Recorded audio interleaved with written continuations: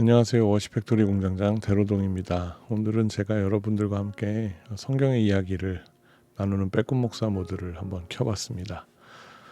오늘 함께 나누고자 하는 이야기는 선한 사마리아인에 대한 이야기입니다. 보통 우리가 이 선한 사마리아인의 이야기를 하면 두 가지를 떠올립니다. 첫 번째는 이웃사랑에 관한 이야기, 그리고 예수님께서 말씀하셨던 가서 너도 이와 같이 하라는 두 가지 주제를 한번 떠올려 볼 수 있을 것 같습니다.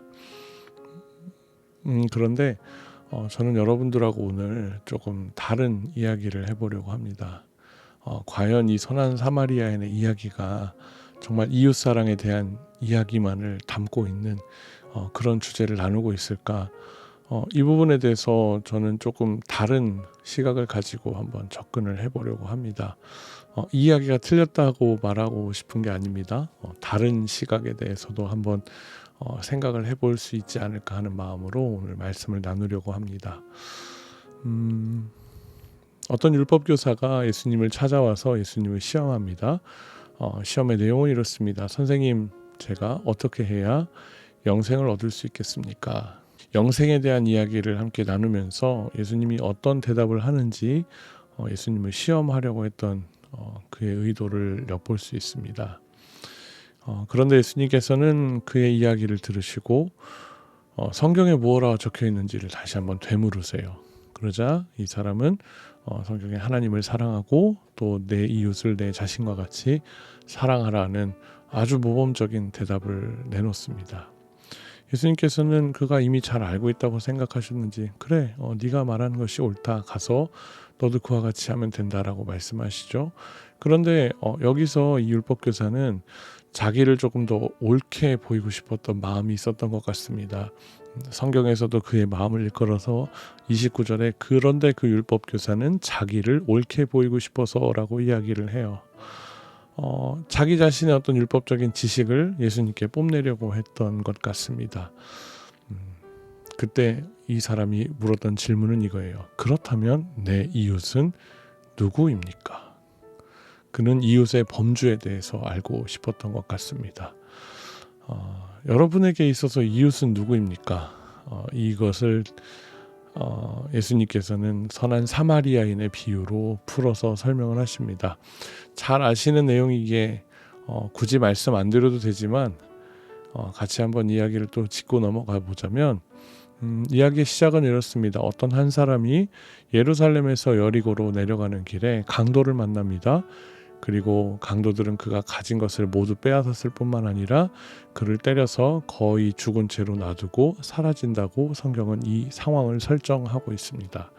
그런데 이 상황 가운데서 세 사람이 등장하는데 첫 번째는 제사장이었고, 두 번째는 성전에서 봉사하는 레위인이었고, 그리고 세 번째는 우리가 잘 아는 것처럼 사마리아 사람이었습니다. 제사장과 레위인의 행동은 어땠습니까? 그들은 이 강도 만난 사람을 버려두고 도망갔다라고 성경은 이야기를 합니다.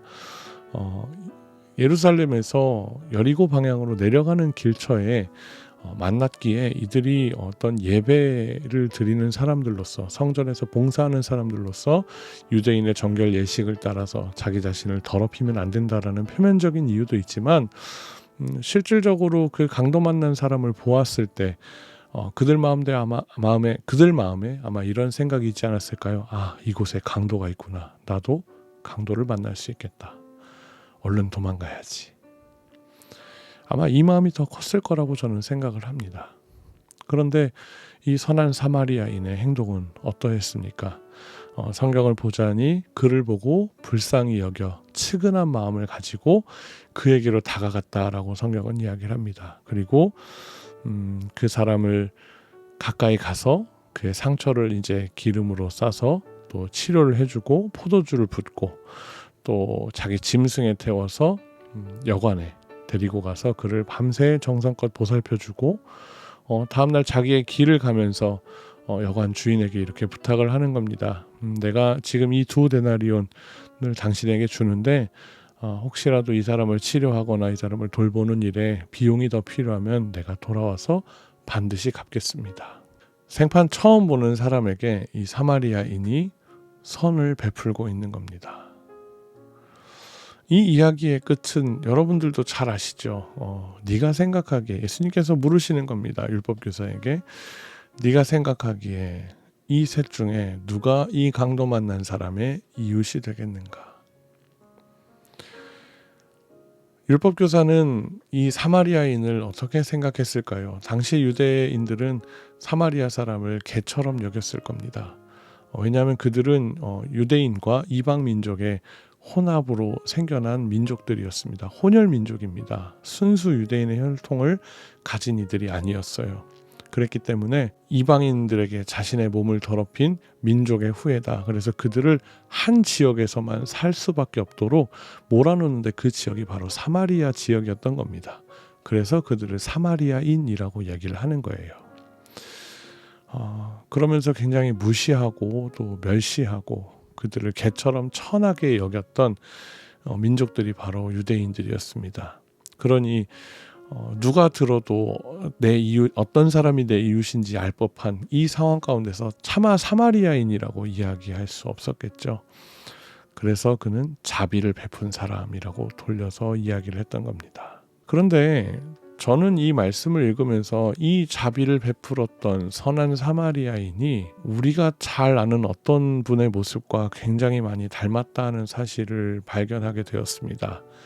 여러분들도 저도 너무너무 사랑하는 바로 예수님의 모습입니다. 일단 이 사마리아 사람의 행동을 하나하나 살펴보면 첫 번째로는 그 강도 만난 자를 보고 불쌍히 여겼다, 측은한 마음을 가졌다라고 이야기를 합니다. 그리고 두 번째로 그에게 가까이 다가갔다라고 성경은 이야기하고 있고, 세 번째로 그의 상처에 기름을 붓고 포도주를 붓고 그래서 소독하고 싸매어주는 치료의 행위를 하는 것을 볼 수 있습니다. 네 번째로 자기 짐승에 태워서 그를 주막으로 안전한 곳으로 이끌어 가고 있습니다. 그리고 마지막으로 그를 위해서 자신의 가진 것을 내어주면서 돌아와서도 이 사람의 치료 비용을 내가 대신 지불하겠다라는 어떤 대속과도 같은 그런 모습을 보여주고 있습니다. 이 모습을 보면 저는 이 선한 사마리아인은 바로 예수님 자신의 이야기를 하고 계신 것이라 생각합니다. 그렇다면 이 강도 만난 자는 누구이겠습니까? 바로 오늘 저와 여러분과 같은 사람들입니다. 예수님을 인격적으로 만나서 그분의 사랑을 알고 그분의 은혜를 알고 그분이 얼마나 자비로우신지를 알고 있는 저와 여러분과 같은 사람들입니다. 인생의 큰 우여곡절 앞에서 누구도 나를 도와주지 않을 것 같은 그런 어려운 상황 가운데서 나에게 다가오셔서 나를 불쌍히 여겨주시고 나의 상처를 싸매어 주시고 나와 함께 하시고 나의 삶을 이끌어 가시고 내 삶의 모든 필요를 채우시고 공급하시는 이 예수님의 모습이 사마리아인의 모습 속에서 등장하고 있는 겁니다.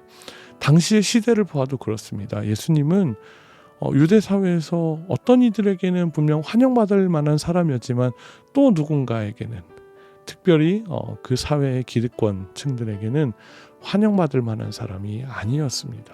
이러한 예수님의 모습은 마치 오늘 율법교사가 예수님을 시험하기 위해서 왔다라는 구절로도 충분히 이해가 가능하리라고 저는 생각합니다. 예수님께 어떤 삶의 깊은 지혜나 혹은 정말 영원한 생명이 어디서부터 오는지를 궁금해서 온 것이 아니라 예수님을 시험하고자 아주 불순한 의도를 가지고 왔던 그 모습 그대로 그가 왔을 때 예수님은 그에게 누가 당신의 이웃인지를 먼저 가르쳐 주고 계시는 겁니다. 저와 여러분들이 이 말씀을 통해서 먼저 봐야 될 것은 이웃사랑이고 또 그것을 내가 가서 너도 이와 같이 하라고 말씀하셨던 그 말씀 결론만 볼 것이 아니라 오늘 이 말씀 속에서 우리를 어떻게 바라보고 계시는지, 우리를 어떻게 인도해 주셨는지, 어떻게 우리의 상처를 싸매어 주셨고 어떻게 우리를 위해서 모든 것을 지불하셨는지 그 주님의 모습을 우리가 발견할 수 있어야 되지 않을까 하는 생각을 해봅니다. 저는 이 말씀 속에서 이 선한 사마리아인의 모습 속에서 예수님의 모습을 발견하고 얼마나 큰 은혜와 감동이 있었는지 모릅니다. 저의 인생의 가장 깊은 어려움 가운데서도 늘 저를 놓지 않으시고 저를 불쌍히 여겨주시고 저와 함께하길 원하시고 제 상처를 싸매어주길 원하시는 그 주님의 모습을 이 말씀 속에서 발견할 수 있었을 때 저는 그 주님의 은혜와 그 자비하심에 다시 한번 깊은 감사를 드릴 수밖에 없었습니다. 그리고 그 주님의 은혜와 그 자비하심을 깨달은 우리가 이제는 그 주님의 사랑을 품고 그 주님의 은혜를 가슴에 품고 그 주님의 놀라우신 자비를 가슴에 품고 세상 가운데 나아가서 그제서야 비로소 제대로 된 이웃 사랑을 우리의 삶 속에서 베풀 수 있지 않을까 하는 생각을 해봅니다. 가서 너도 이와 같이 하라고 하셨던 그 말씀의 배경에는 우리를 향해 먼저 그 사랑을 베푸셨던 주님의 사랑이 있음을 잊지 않아야 할 것입니다. 오늘 이 말씀을 나누는 저와 여러분 모두가 그러한 사랑 가운데 먼저는 깊이 젖어 들어가기를 원합니다. 그리고 이 말씀을 우리가 기억하면서 이 말씀 속에 나타난 선한 사마리아인의 모습을 통해서 보여주셨던 그 예수님의 헌신적인 은혜와 사랑을 우리가 기억하면서 내게 주어진 모든 사람들에게 주님의 마음으로 선을 베풀고 주님의 마음으로 은혜를 나누는 저와 여러분의 삶이 되었으면 좋겠습니다. 오늘 하루도 그렇게 주님과 함께 동행하는 저와 여러분 모두가 되시기를 주님의 이름으로 축복합니다. 감사합니다.